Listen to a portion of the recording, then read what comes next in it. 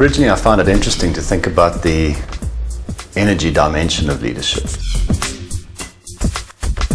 From a physical energy point of view, exercise is not an option for me. It's mandatory.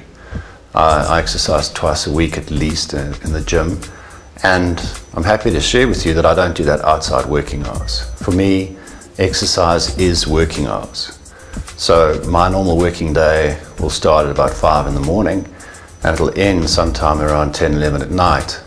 And in that time, I'm going to find time for my family. I'm going to be traveling. I'm going to be supposedly at work or physically in the office, and I'm going to be in the gym. The other thing that I'm more conscious of now is recovery time. Again, in my 20s, you could overload me with stress and I would just keep bouncing back for more.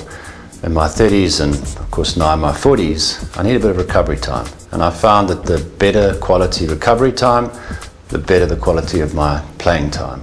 The third thing that I've had to learn to manage more carefully is alcohol. Again, come out of school, alcohol looks like your best buddy, and in your 20s you can probably get through some rough nights and some rough weekends and bounce back. By the time I got to my 40s and I looked back, pretty much every experience that I regretted in my life had some association with alcohol. And it was really having a negative impact on my energy. You know the difference between leaders who are putting out that kind of energy that you want to be with and you can trust and you can work with, and that kind of sick, greasy, toxic stuff that comes from lack of exercise, lack of sleep. So for me, those were the three biggies. I had to manage alcohol a lot more carefully. And now, I drink because I enjoy it. A good whiskey or a good bit of wine, but really careful about those days when the off button can't be found. Many people find it easy to understand the need to do physical exercise and the impact that it has on your body. And you should accept the same challenge in terms of mental exercise. You want to work with your mental range and your mental depth and your mental stretch. Consciously work to increase your mental energy, that your brain can stay sharp and alive and alert 8, 9, 10 hours. The third energy area that I'm very conscious of is my emotional energy. And I found this one of the more difficult areas to develop. Once I was conscious that I needed to work on my physical energy, I quite enjoy the exercise, and everybody enjoys a bit of recovery time. I also enjoy the mental work. But taking ownership of my emotional state I find much more difficult. To make sure that I'm not too wild. There's a great ski story I heard.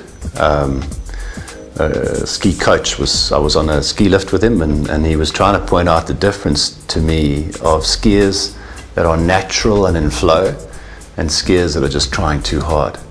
And he said, look down there on the slope and you see the people with the crazy wild hand action, and their hands are all over the place and the ski poles are all over the place as they're trying to throw their body into the positions necessary to get down the hill.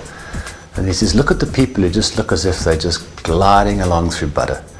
And it's just a little hip sway, small movements.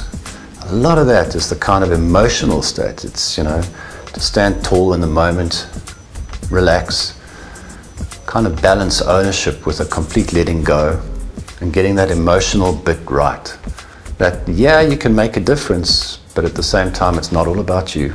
So, physical energy, there's a lot of easy stuff you can do about that. Mental energy, actually, pick up a book, start reading. In your area of skill, if it's distribution, read about distribution. And also read about leadership, and read about culture, and read about vision, and read about maths, it's fine. But then in the emotional space, make sure you're also conscious of maturing in your ability to control your emotions.